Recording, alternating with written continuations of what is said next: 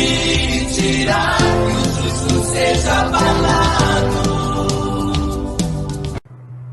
Está entrando no ar o programa O Atalaia, um programa cheio de atividades, de informação, cheio de muita novidade. Veja o que preparamos para vocês. Pai querido, na Tua presença estamos para Te agradecer, ó Deus, pela oportunidade que Tu nos dás de estarmos, através desse programa, alcançando os lares que nos ouvem e nos assistem. Te pedimos, ó Deus, que Tu estejas preparando os corações para estarem se alimentando, ó Deus, das informações que serão passadas no decorrer deste programa. E que Tu estejas trabalhando, Senhor, para que sejam terra fértil. Dá a eles, ó Deus, condições como Tu destes a nós, enquanto estávamos preparando esse programa, de estarem sendo alimentados espiritualmente com tudo que será passado aqui. Nós Te pedimos isso para que o Teu nome seja glorificado na vida de cada um que está assistindo esse programa. É o que Te pedimos e já Te agradecemos em nome de Jesus. Amém. Bom dia, professor Elias Brum. Hoje estaremos voltando a falar sobre o assunto que tem movimentado a humanidade. Alguns trazem a informação sem base de que a nova ordem mundial já está acontecendo. Outros dizem que quem vai encabeçar essa nova ordem mundial é o presidente Macron, e inúmeras afirmativas são colocadas. Eu gostaria que o senhor estivesse trazendo algumas informações. Eu sei que o senhor sempre está antenado com relação a essas informações, e o senhor trouxesse algumas informações sobre esse assunto. Primeiro, a nova ordem mundial. E depois nós vamos estar tecendo outros assuntos que também são importantes para esse momento. Sou o professor Elias dos Santos Brum, também sou pastor batista. A minha formação é História e Filosofia, e já temos trabalhado há bastante tempo na área da pesquisa da ciência e da religião. A nossa pesquisa temos os materiais primários, de fontes primárias, com o objetivo de ampliar a percepção da compreensão dos acontecimentos atuais. Essa pesquisa, além de ser naturalmente uma pesquisa de campo, ela também é uma pesquisa de fonte bibliográfica. Trabalhamos com os autores antigos que trabalhavam no mesmo tema e caminhando com o eixo contemporâneo, a fim de que a informação possa ser melhor compreendida. Então, o tema que nós vamos abordar, segundo o que me foi proposto, baseado nas perguntas também que eu estou pleiteando responder, é sobre a nova ordem mundial. Quando nós falamos a nova ordem mundial,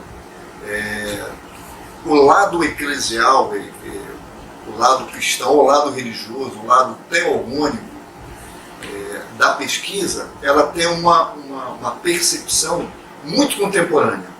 Na prática, pessoas querem saber como está o mercado comum europeu, se o Emmanuel Macron é o anticristo, ou quem é o anticristo, ou se o Putin de que forma o Putin está relacionado aos eventos apocalípticos.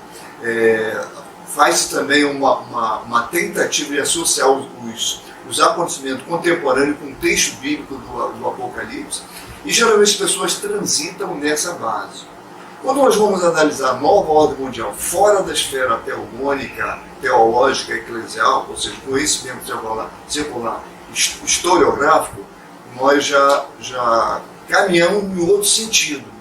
Mas essa perspectiva também se divide na perspectiva histórica e uma perspectiva contemporânea.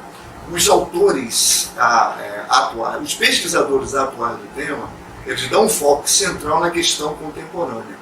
Na prática, assim, eles querem saber de que forma, no caso, o acontecimento atual, a Rússia está envolvido no projeto sionista.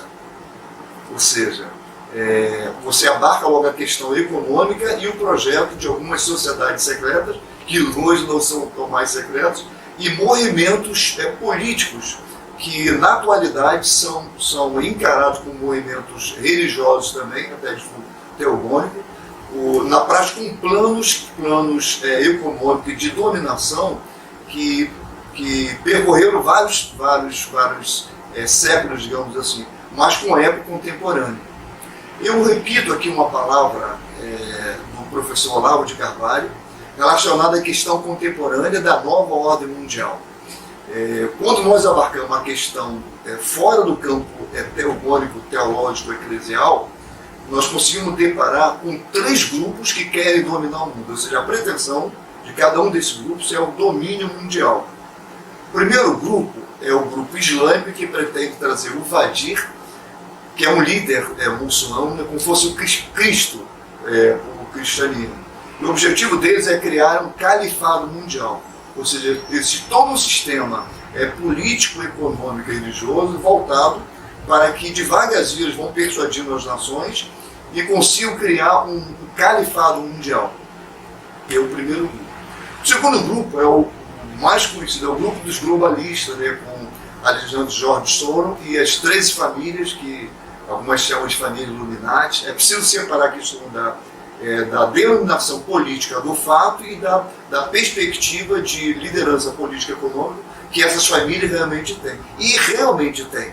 Nós conseguimos perceber o lastro dela na história, ou seja, de dominação econômica. Basta dizer que a riqueza da humanidade está concentrada em um grupo que é inferior a 5%. E essas famílias têm um domínio realmente muito grande. Então, o segundo grupo é o grupo dos globalistas, ou seja, é um grupo que envolve toda a questão política, sobretudo política, a esfera econômica vai a reboque da questão política, para conduzir o mundo para uma globalização radical, criar a família da Terra, um só país, diluir os países em um só país. Aí dentro dessa perspectiva, nós temos as Nações Unidas, que é a responsável pela Agenda 2030, e é bom dizer que eu estive na Eco 92, quando saiu aquela notícia, o mundo já sofreu demais, nós temos a cura. Eu estava lá na campanha que teve, quando o Fidel Castro disse que o animal que deveria ser preservado era o homem, e na época existia uma campanha muito forte com relação à preservação da baleia. Eu também estava lá, ouvi o Fidel Castro falar isso. Quando foi colocado lá na Glória a tal árvore da vida e o pretexto, o aclamado, que faria um pronunciamento ao lado da árvore da vida, em que muitos diziam que seria do tal Maitré, eu estive lá na Glória, próximo da árvore da vida, o pronunciamento não houve. Acompanhei todo o movimento da ecologia, pesquisei todo o material do Vilas Boas, e no final também fiz uma pós-graduação em espaço meio ambiente para aprofundar essa questão. E no final nós percebemos que todo o movimento ligado à ecologia também faz parte ao sistema globalista. Participei de alguns movimentos de pesquisa, li todo o material do Antônio Bancaglion. Lemos também o artigo do IPCC da ONU, que tratava dos 1.500 cientistas que defendia que o homem era responsável pelo aquecimento do planeta, começando esse estudo a partir da Revolução Industrial, que isso geraria um cataclismo muito grande, e que nós estamos envolvidos com um aquecimento global antropogênico, ou seja, um aquecimento global gerado pelo homem, e nós fomos um dos primeiros no Brasil a discordar dessa perspectiva. Luiz Bonian é o maior representante brasileiro dessa perspectiva. Eu convido os amados que estão vendo essa minha preleção que também pesquisem o Luiz Bonian, que é o maior climatologia. Foi ele que organizou uns 40 maiores cientistas do mundo para contrapor aos 1.500 de PCC da ONU, dizendo que, na verdade, não existe um aquecimento global antropogênico. Ou seja, a Terra demora 30 anos aquecendo e demora 30 anos esfriando. E nós estamos no período do esfriamento. Também não existe nenhum degelo nos polos, e aquela argumentação de que os polos se derreterem, o nível do mar vai aumentar, tal qual dizia Al Gore lá no seu documentário Uma Verdade Inconveniente, não é verdade. Mesmo até no episódio, né, que o Dr. Montalguion colocou 8 pedrinhas de gelo no copo e as pedras subiram acima da borda e perguntou ao auditório o que aconteceria depois que o gelo derretesse. E a maioria das pessoas falavam que o copo derramaria, o gelo ia derreter, a água acima da borda, e incrível que pareça, não sei por que razão, né, e a gente demorou um tempinho, o gelo derreteu todo e a água ficou na borda. Ou seja, se todo o gelo da Terra se derreteu ao mesmo tempo, os oceanos não vão subir. Desde 1743, onde foi feita a segunda medição, as pessoas falam que foi a primeira ou foi a segunda, até hoje os mares continuam exatamente no mesmo local. Se houver uma catástrofe, todas as árvores da floresta amazônica caírem e virar um imenso deserto, nós não vamos sufocar sem oxigênio, porque nós sabemos que o oxigênio da Terra, grande parte da Terra vem dos mares, e a temperatura da Terra é medida nos oceanos, não no continente, onde você tem bolsões de calor de tudo quanto é lado. Na prática, estou dizendo isso, que essa é a maior bandeira dos globalistas, que jogar toda a culpa no homem e, a partir disso, criar uma espécie de escravidão a partir dos países. E os globalistas também dominam o meio de comunicação, a mídia oficial está completamente comprometida com esse projeto, e em escala alguns do segmento religioso.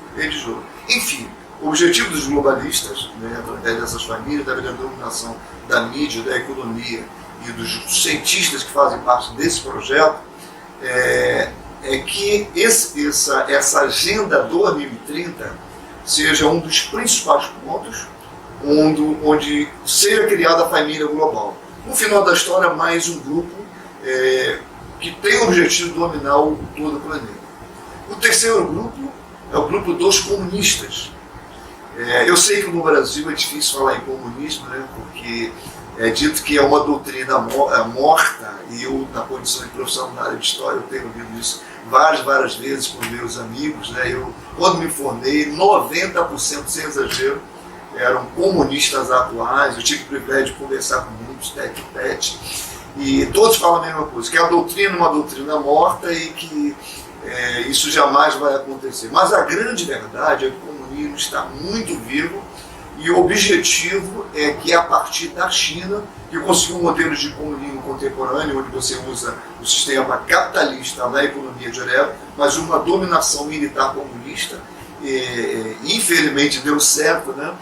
E nós vemos o tentáculo da China através das empresas dominando praticamente todo mundo. No Brasil está sendo construída uma cidade inteira chinesa. Aqui na Argentina está sendo oferecido um sistema de energia elétrica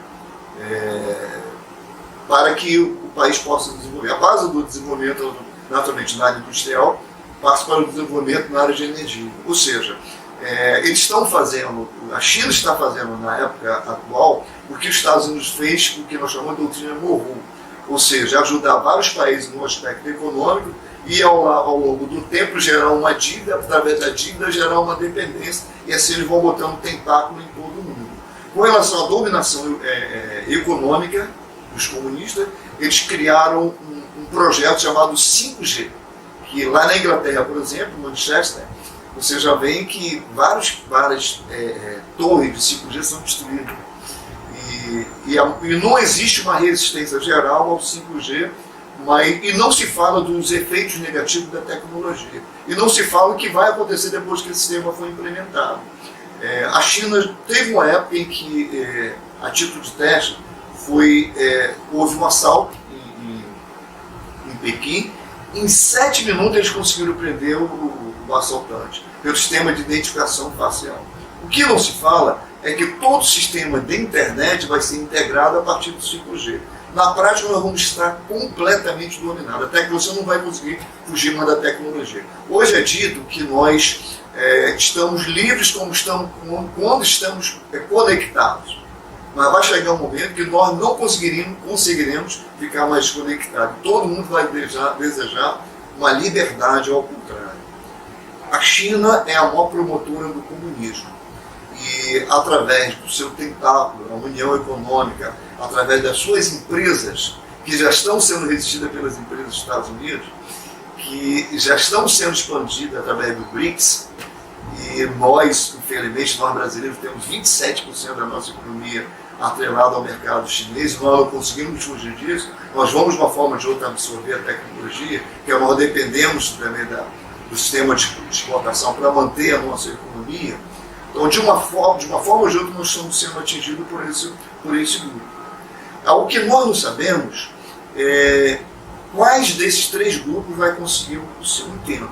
O que nós sabemos, por enquanto, é que, de uma forma paradoxal, esses três grupos trabalham juntos, mas nós temos a certeza de que somente um vai conseguir o domínio completo. Na prática, em síntese, são três grupos que pretendem criar hegemonia na Terra. O que nós sabemos com certeza é que esses três grupos são inimigos da Igreja e que, de uma forma direta, a palavra realmente está se cumprindo.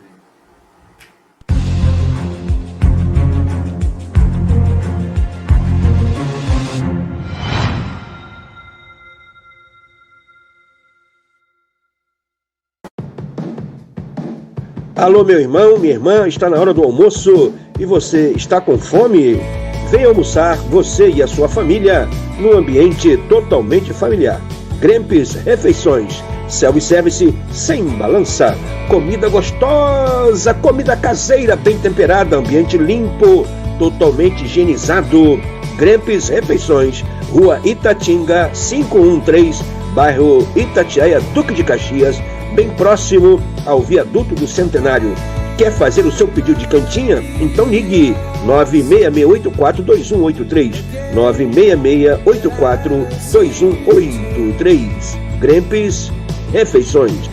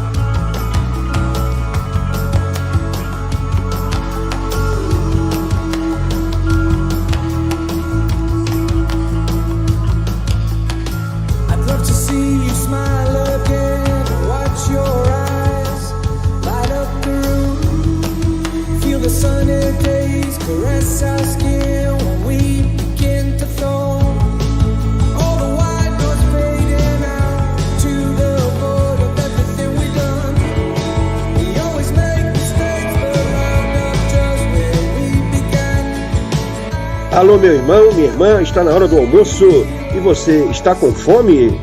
Venha almoçar, você e a sua família, num ambiente totalmente familiar. Grempes Refeições, self-service sem balança, comida gostosa, comida caseira bem temperada, ambiente limpo, totalmente higienizado. Grempes Refeições, Rua Itatinga, 513, bairro Itatiaia, Duque de Caxias, bem próximo ao viaduto do Centenário. Quer fazer o seu pedido de cantinha? Então ligue 966842183, 966842183. Grempes Refeições.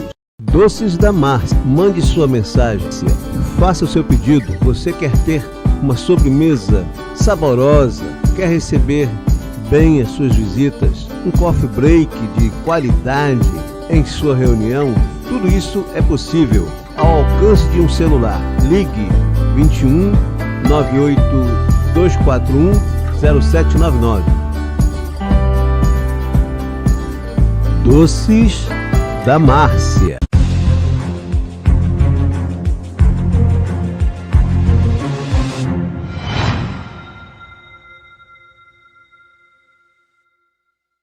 Professor Elias Brum, e com relação a essa questão que você está falando de aquecimento global, muito se fala sobre, como o senhor mesmo disse, o derretimento das geleiras, e muito se fala também sobre atitudes que os países têm que se comprometer para evitar o aquecimento global. Como o senhor já disse, isso não atinge a verdade. Eles estão sendo fiéis a um plano que está sendo executado. O objetivo, me corrija se eu estiver errado, é a dominação. Sim, dominação.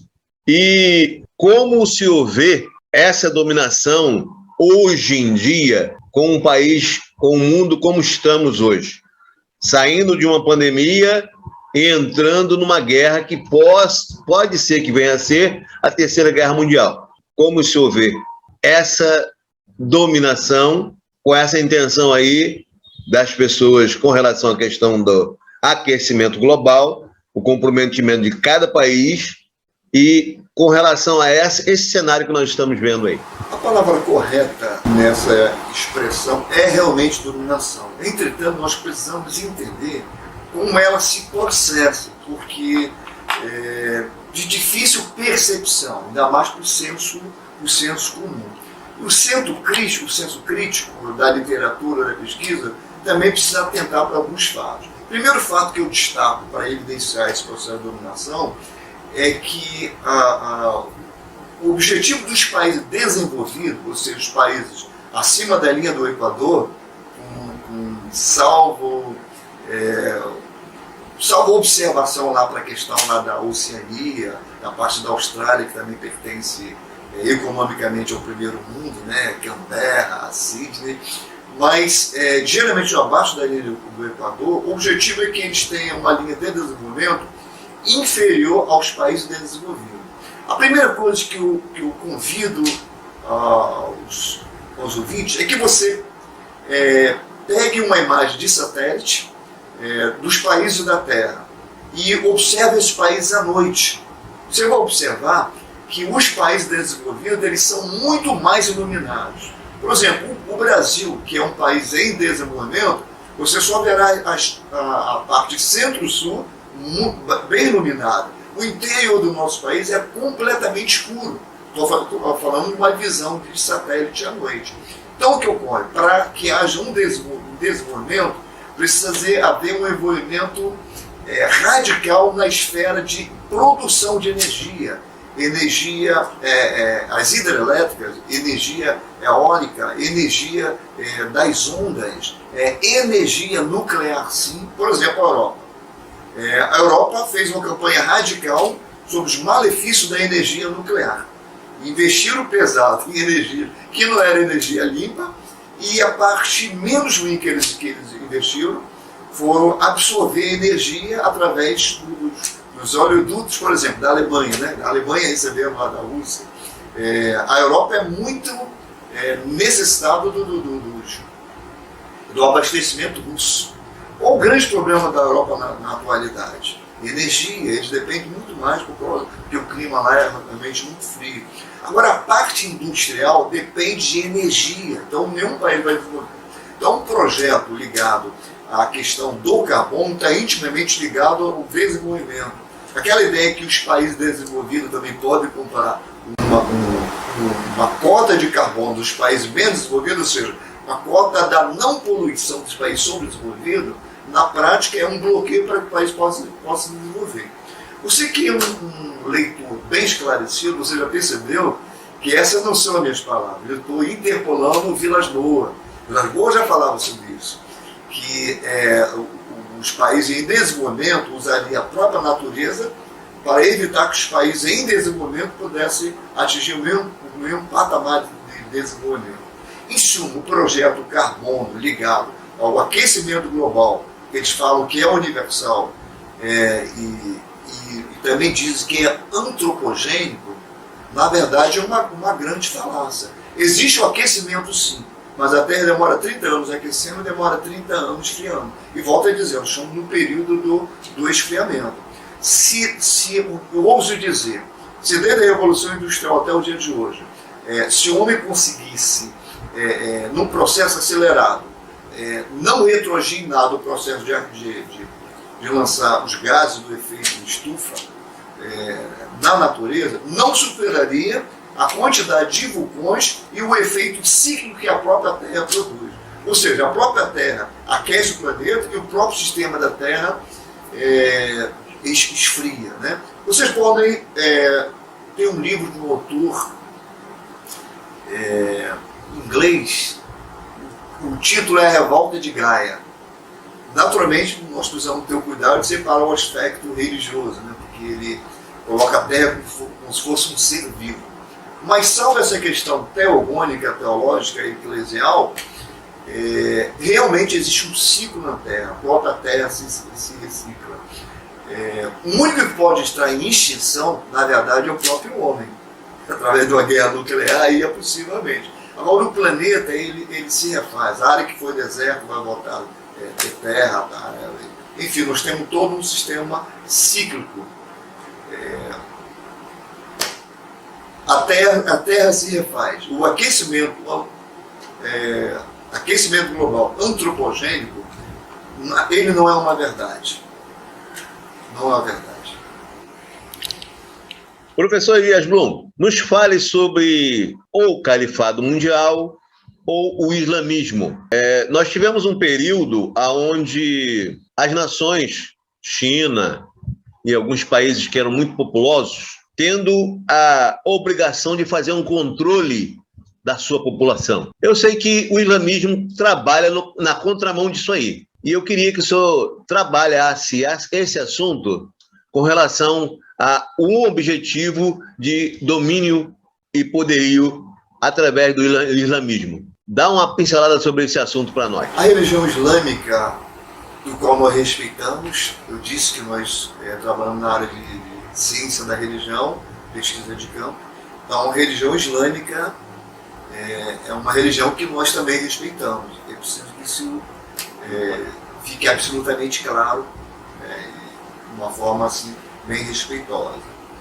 Mas quando nós nos deparamos com sua literatura, o seu livro sagrado, e os principais grupos de expansão islâmica, é notório, e eu preciso dizer, que o projeto do islamismo é a pregação da sua fé em todo o mundo.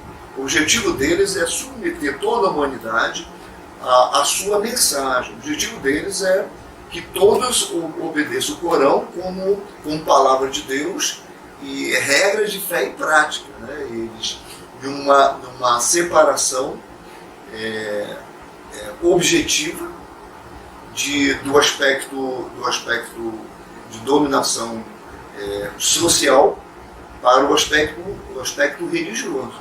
Mas, na prática, o que nós vemos é uma união entre o primado da religião e o primado da sociologia. Na prática, aquela divisão clássica em que as democracias fazem, que a religião é uma coisa e o Estado é outra, a perspectiva islâmica ela não transita dentro dessa perspectiva. Então, o objetivo dela é produzir uma dominação mundial.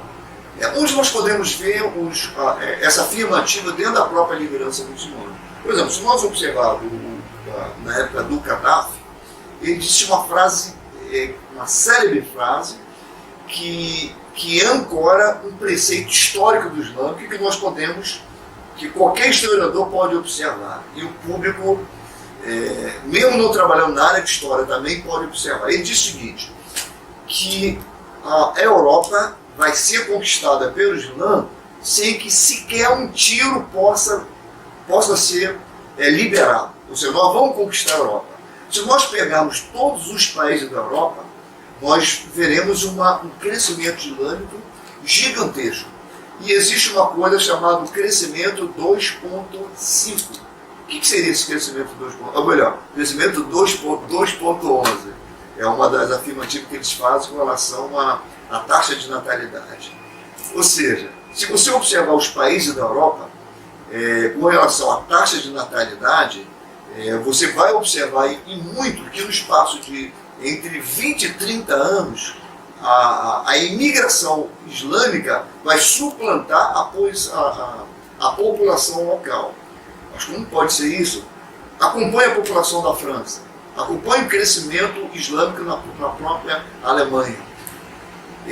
Na família muçulmana, onde o marido pode hoje ter apenas 4 mulheres, antigamente era 27, o número foi reduzido para 4, eles têm um dos primados que a família mínima tem que ter pelo menos 9 filhos. 9 filhos. Se você fizer uma progressão comparado com até a família brasileira, cada casal preteia ter apenas 2 filhos e um casal, isso é o projeto da família, com a família islâmica, no espaço de 40 a 50 anos, de uma forma progressiva, eles venceriam até a população brasileira de mais de 210 milhões. Agora compare com a população da Europa, um país com 80 milhões, outro com 11, outro com 30. Ou seja, no espaço de 20 ou 30 anos, seria o suplantado. O cálculo 2.11 é louco. Por quê? Porque mesmo se cada família europeia quisesse ter apenas 2 filhos, em 30 anos isso também não daria certo. Por quê? Para comparar com a família islâmica, teriam que ter pelo menos 2 filhos e meio. Isso é fisicamente impossível. Na prática, para uma família ter apenas 2 filhos, teria que ter uma outra família tendo 3 filhos. E a população local de uma forma progressiva, para que a taxa de natalidade não pudesse ser suplantada. Então, quando o Gaddafi disse que o Islã venceria a Europa sem soltar um tiro, ele estava falando da taxa de natalidade progressiva. E a partir do aumento da população islâmica, a cultura seria mudada. Ou seja, através da influência dos meios de comunicação, você teria uma mudança mundial. Uma mudança na Europa. E a partir da Europa, você conquistar em outro mundo. Né? Na Inglaterra, já é um caso interessante. Outro detalhe que você observa também é a Síria. Ou seja, na prática, traduzindo para a nossa cultura, ou seja, cada país tem a sua constituição. Um islâmico, ele entende que cada país tem a sua constituição. Só que tem que a constituição religiosa para eles não é suplantada quando eles estão na forma de imigrante no país visitante. Ou seja, o aspecto religioso para eles continua atrelado ao aspecto religioso, mesmo fora da sua terra. Então, esse é um efeito muito relevante. Por quê? Isso também gera dominação mundial. No aspecto econômico é a mesma coisa. No aspecto da dominação social, nós vemos grandes empresários islâmicos envolvidos com grandes empresas, através da empresa expandir a conquista de clubes de futebol, por exemplo, dos quais nós amamos, ou seja, uma aportação cultural. A dominação social, eles implantam antes de plantar uma mesquita, eles envolvem muito na área social e vão investindo nos países em que existe uma grande população carente, a atenção voltar-se cada dia mais. Ou seja, o projeto de dominação através do evangelismo e através da implementação das suas leis em outras culturas, mais o crescimento vegetativo, gera ao longo do tempo uma dominação radical. E no aspecto ao contrário, o contrário que eu falo é o aspecto de evangelizar as nações islâmicas.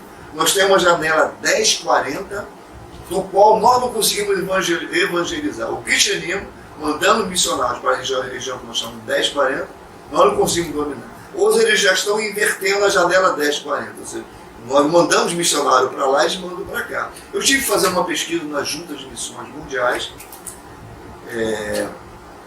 Para cada um missionário que nós enviamos para a janela 1040, eles enviam 10 no aspecto geral. Ou seja, no aspecto religioso, a matemática já prova que com o passar do tempo a equação vai se inverter. No aspecto do crescimento vegetativo, no espaço de 20 ou 30 anos, você já vai ter uma dominação através do crescimento vegetativo. A população vai suplantar a população local, e isso vai gerar uma outra cultura. No aspecto da dominação econômica, nós vemos a presença das empresas, geralmente na área no aspecto da educação e das comunicações. Então, a dominação, ela se faz dentro desse primado, e eu quero dizer que isso é apenas a base para a segunda etapa. A segunda etapa já é uma etapa mais radical. É a implantação do que é chamado califado mundial. Ou seja, em cada área do mundo tem uma espécie de uma subdominação, o qual seria centralizado e produziria esse líder, que eles chamam, né, que o cristianismo seria outro Cristo, seria o Cristo islâmico. Né? Então, o objetivo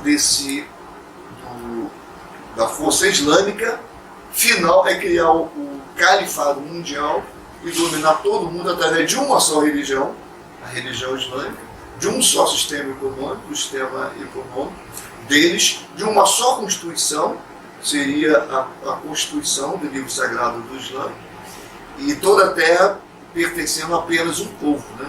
Que seria esse povo que surgiu através da mensagem do profeta Maomé. Nós falamos isso apenas no aspecto da contestação, mas é notório que existe esse grupo que tem essa pretensão, e as provas são inúmeras do sucesso desse grupo, inclusive aqui no Brasil.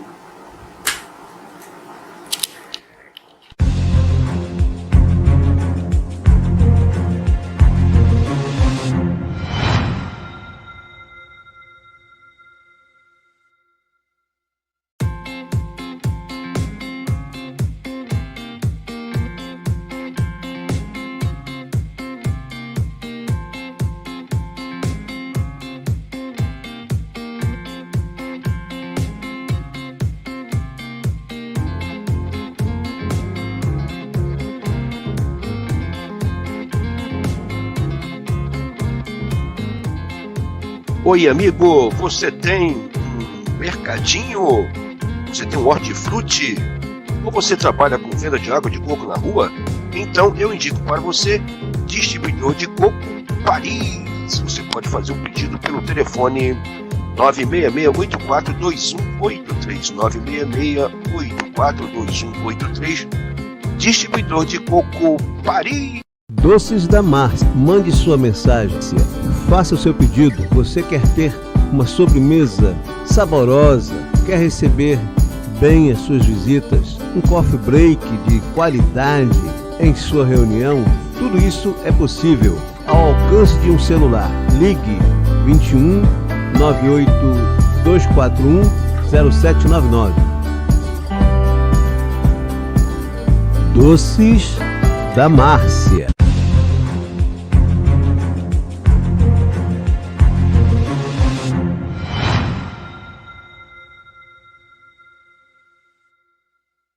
Professor Elias Brum, e sobre o comunismo? Nós temos hoje uma realidade que nos preocupa. Se a história nos traz a informação que o comunismo tentou extinguir a nação de Israel com o seu domínio, como entender hoje pessoas que se dizem cristãs comunistas?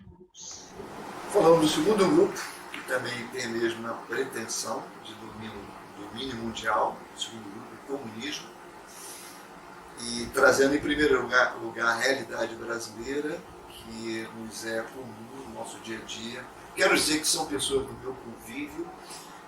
O Amado perguntou, dentro da sua pergunta, que é bem ampla, né? Como entender cristãos que têm a bandeira de partido de esquerda? Como entender isso? Uma da minha grande amiga é uma das líderes de um grupo evangélico pela forma de direito que eles são. Grupos evangélicos da forma de direito. Ou seja, é um grupo evangélico que pretende dar sustentação ao PT para que o PT possa alcançar a ala evangélica. Essa é uma questão bastante polêmica, conforme eu disse, são vários amigos meus, professores, também de instituição de seminários teológicos, na área de história, já são a grande maioria, mas essa também é a minha grande dificuldade, como entender evangélicos que participam de grupo de esquerda. Mas onde está o grande dilema? O grande dilema está exatamente na agenda. A agenda de esquerda, embora eles dizem o tempo todo que o comunismo é uma agenda vencida, eles usam atualmente, no Brasil especialmente, a palavra progressista, ou seja, são partista progressista, mas a agenda é exatamente a mesma coisa. Uma confrontação direta e absoluta com a palavra. O crescimento da agenda LGBT com pessoas nós respeitamos, mas como confrontação ao que a palavra diz, no sentido normativo, nós somos contrários. E nós nos colocamos de uma forma direta para dizer que é contra a palavra de Deus. Não há como relativizar os textos bíblicos. Romanos capítulo 1, por exemplo, não há como relativizar. Não há como você querer extrair alguns textos da palavra para que as portas possam ser abertas, como foi dito o nosso grande pregador, Ed Reykjavik. Alguns textos da palavra servem de obstáculo para que a igreja possa estar de portas abertas. A igreja está de portas abertas sim, mas venha como estás, mas esteja aberta a transformação que o Espírito Santo vai fazer. E vai fazer. E vai fazer. Então a palavra ela não pode realmente ser relativizada. É como aceitar um projeto de dominação social do sistema econômico que a esquerda pleiteia implementar no Brasil e em todo o mundo, se é contrário ao projeto de Jesus.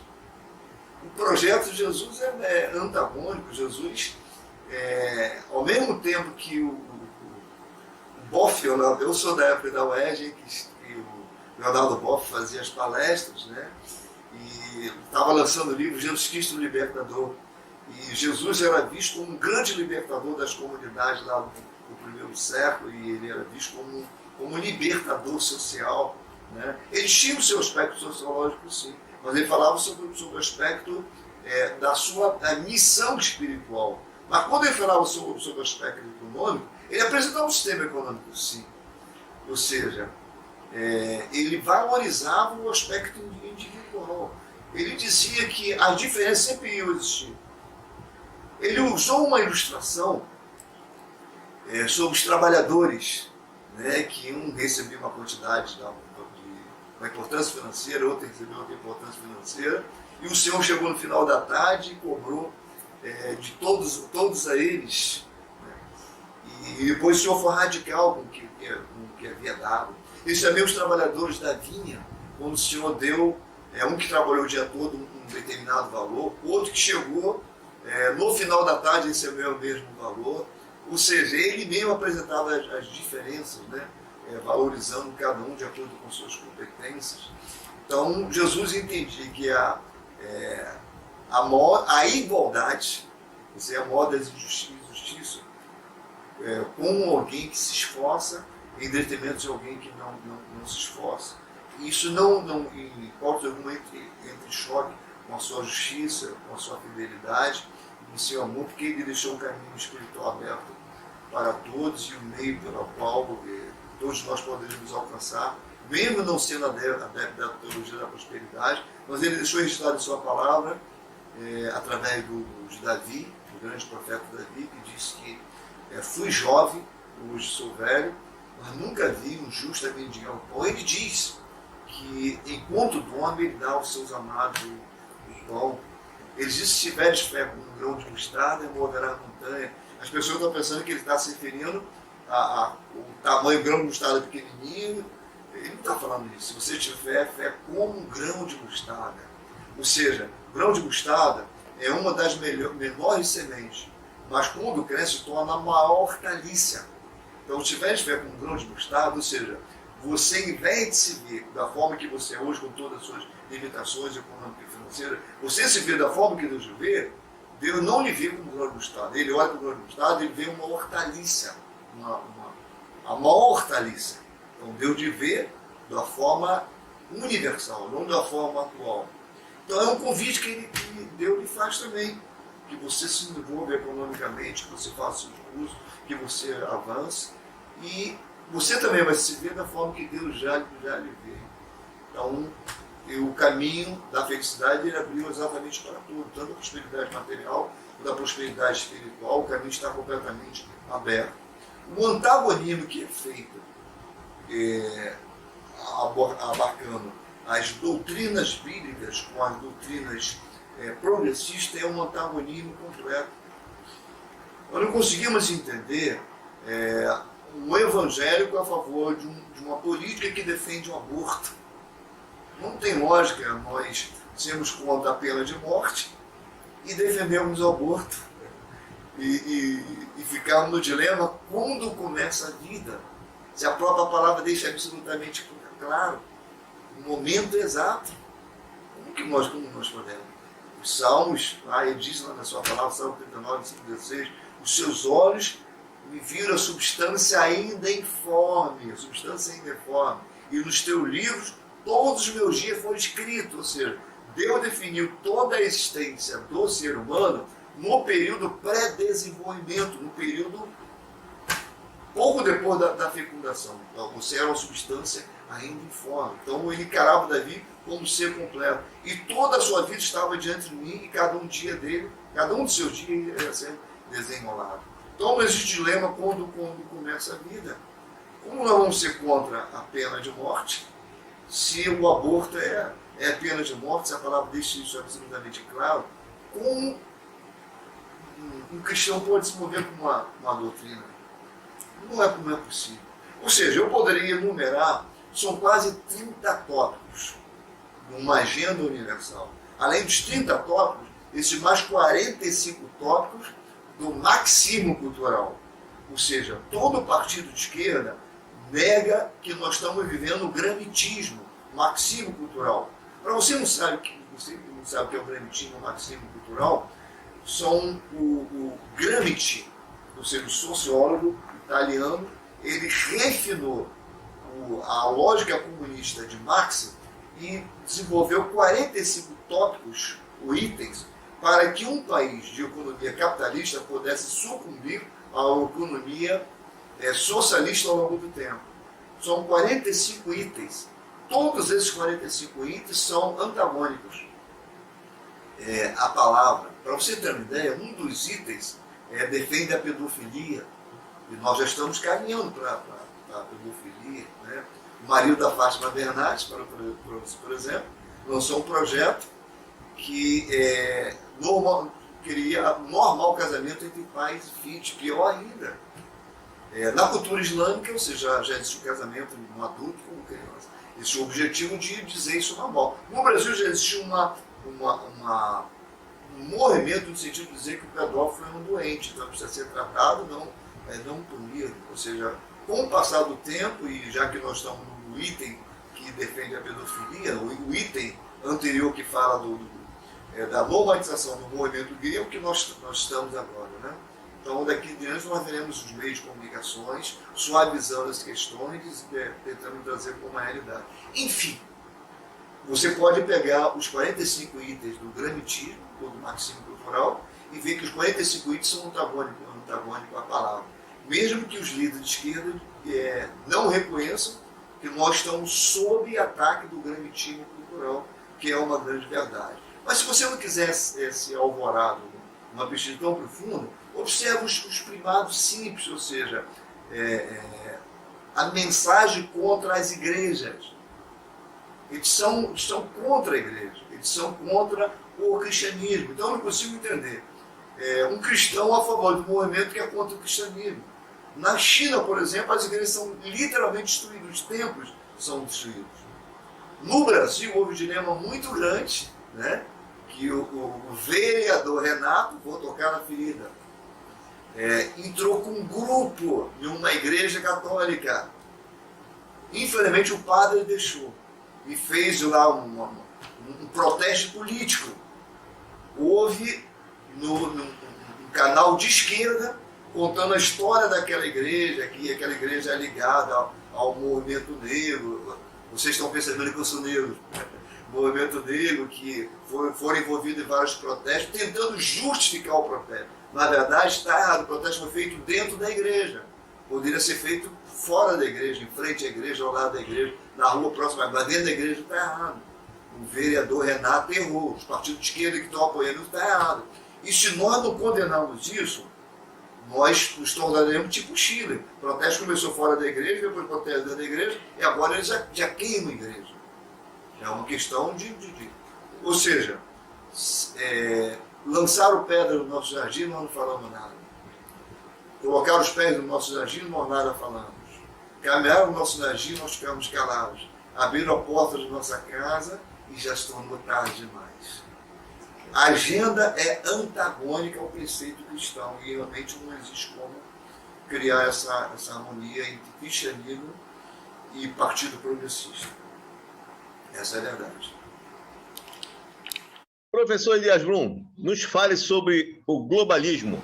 O terceiro grupo que nós abordamos é o grupo do globalismo.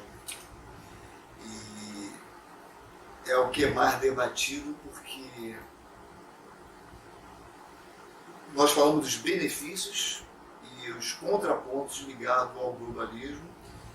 E é o mais debatido porque os grupos anteriores, quando nós falamos, por exemplo, do califado mundial, existe uma série de contestação da ação dele contemporânea, embora seja absolutamente clara.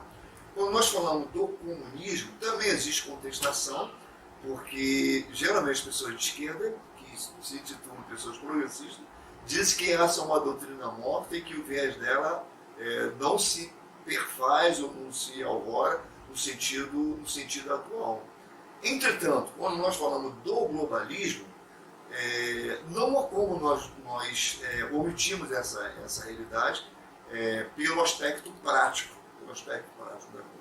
Mas a questão que gera o maior vilipêndio, as maiores confrontações, são exatamente na questão da esfera da dominação mundial e a restrição do pequeno grupo tendo o controle da Terra. Que quando nós pensamos de globalismo, a ideia que tem no senso comum é num aspecto de uma terra livre. A internet é uma terra livre, uma terra de ninguém. Nós estamos protegidos na internet e através dela nós teremos o contato com todo mundo em plena liberdade. Como se o globalismo fosse apenas a internet. Né? Então, esse é o ponto que nós precisamos destacar. Ou seja, nós não temos a condição de omitir, porque estamos dentro de uma realidade latente. Mas o aspecto disso na civilização humana, que é um aspecto que precisa ser desenvolvido. Há também um questionamento muito grande sobre a real dominação dessas 13 famílias, que muitos chamam da família Illuminati, se elas estão realmente num processo de usar as tecnologias, suas empresas, sua legislação econômica, no sentido de criar uma pirâmide mundial, onde na prática toda a humanidade, através da tecnologia, seja dirigida, ou seja, o desaparecimento do dinheiro.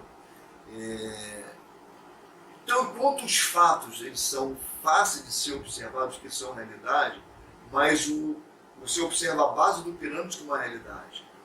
O grande reset mundial, que todos diziam que não ia acontecer, que seria um grande mito, que as grandes bolsas iam quebrar, que a existência, a não existência do dinheiro da forma material e natura seria no aspecto rápido, ou seja, que nós seríamos controlados por algarismo, que o dinheiro seria através do sistema econômico centralizado mundial, que o dólar deixaria de ser a moeda de lastro, que o BRICS tentaria criar uma outra moeda de lastro que ia se contrapor aos Estados Unidos. Tudo isso nós vemos como uma realidade, que a Rússia contemporânea já quer criar outro sistema econômico, também vemos como uma realidade. Todos esses aspectos nós conseguimos ver como uma grande realidade. Agora, o grande reset, as pessoas falam que é um mito, mas a verdade é, para que o sistema econômico atual ele caia, nós precisamos de uma crise em escala mundial. E essa crise está sendo fabricada. Nós não temos como negar essa realidade. Então, a partir do momento em que todo o sistema mundial não tenha mais o sistema in natura, na prática, não exista mais a fabricação de papel moeda, ou seja, todo o sistema econômico, toda a sua transação financeira pessoal, seja através do sistema fechado, ou seja, não existe mais um contato direto entre a pessoa, nós seremos controlados sim pelo algoritmo. Quando a Rússia, quando a China vem e fala sobre a renda básica universal, do qual absolutamente ninguém vai rejeitar esse processo, é uma realidade, a fala que eles apresentam, de que a fome no mundo vai ser sanada através desse projeto. E não vai haver mais argumento contra isso. Na prática, todo habitante da Terra vai receber uma quantidade de dinheiro, independente de ter a necessidade ou não. Na sua conta não vai ter uma produção material. Que as ajudas econômicas advindas das debilidades geradas pelo Covid, a ajuda financeira que cada país dá, já está atrelada um primeiro patamar, a renda básica universal, já é uma grande realidade. Que as pessoas que recebem esse valor, que é tanto útil, que cada país recebe a nomenclatura, que esse movimento está ocorrendo em todo mundo, que é o objetivo de todo mundo aumentar esse valor, que o objetivo desse recurso é gerar uma dependência do Estado, que a dependência do Estado vai ser progressiva a partir dessa premissa, também é uma realidade, que a partir do grande reset, que a economia vai ser redesenhada para que essa dependência fique cada vez maior, é uma realidade, que o sistema global, a partir da implementação do 5G, vai ser para aumentar a dependência das pessoas da tecnologia, é uma realidade, que os novos 11 eletrodomésticos que essas empresas querem colocar à disposição para que nós não possamos conseguir viver sem ele, é uma realidade também incontestável. Assim como você não consegue viver hoje sem um celular, você não vai conseguir viver sem a dependência de uma pessoa dentro da sua casa, um sistema holográfico. Você não vai conseguir sobreviver sem a internet integrada a todas as coisas. Então nós seremos completamente dependentes e ficaremos felizes nessa gaiola dourada. Nós não conseguiríamos a liberdade, o detox tecnológico será completamente impossível.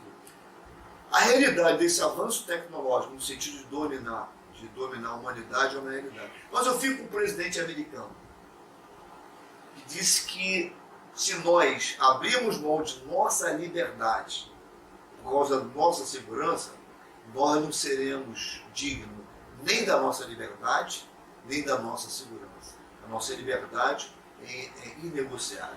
Eu gostaria de convidar você a assistir um filme antigo, com Will Smith, chamado O Inimigo do Estado. É a prova de que esse projeto, que hoje nós estamos no limite para que ele venha a receber o seu golpe final e a humanidade entre nessa nova esfera ou nessa nova era, já vem há muito, muito tempo e conhecido por essas grandes elites. Ou seja, nós vivemos um período de avanço, de integração da humanidade, e que essas pequenas famílias, esses pequenos grupos econômicos têm sim o domínio da economia de toda a Terra, e cada vez mais isso vai acerrar. Ou seja, o globalismo é irreversível. Mas a pergunta que eu deixo a título de pesquisa para todos vocês, envolvendo a aspiração desses três grupos, ora um está em evidência, o outro está em evidência, mas os três grupos pretendem exatamente a mesma coisa. A pergunta que eu deixo é a seguinte: quais são as raízes históricas dessa dominação mundial? Em síntese, quais são as raízes históricas do globalismo? Embora que essas raízes históricas sejam muito profundas e avance muito no tempo no sentido regressivo, houve um momento na história em que essa raiz ela entrou em erupção.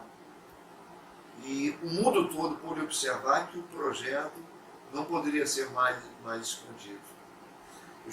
Eu convido a vocês que vocês releiam a Revolução Francesa. Tudo que nós podemos ler da Revolução Francesa, fora dessa literatura que eu vou apresentar, fora desse viés que eu também vou apresentar, no sentido comum, lembrando que eu sou formado em História, toda a literatura que nós podemos ler sobre a Revolução Francesa, apresentada pelas grandes editoras, pertence aos revolucionários. Você não tem literatura das grandes editoras que fala sobre a plebe, ou seja, escrito por alguém da plebe, alguém da nobreza ou alguém da igreja diretamente. A grande editora não se interessa por isso, mas que você possa ter um contraposto do que foi realmente a Revolução Francesa. Eu vou indicar um livro, já que são muitos. Vou indicar o melhor de todos, segundo o meu ponto de vista. Eu conjuro todos que leiam o livro A Conjuração Anticristã, autor Monsenhor Henri de Lassus, editado por grandes editoras, pela Paulo, editora Ave Maria. No aspecto religioso, nós teremos o contraposto sobre a Revolução Francesa. Para você ainda que questiona esses três grupos que têm a pretensão de uma dominação mundial, eu convido que você pesquise 3 pontos na esfera religiosa, na maior representante do cristianismo, que é o movimento católico. Gostaria que você pesquisasse o galicalismo, ou seja, na França.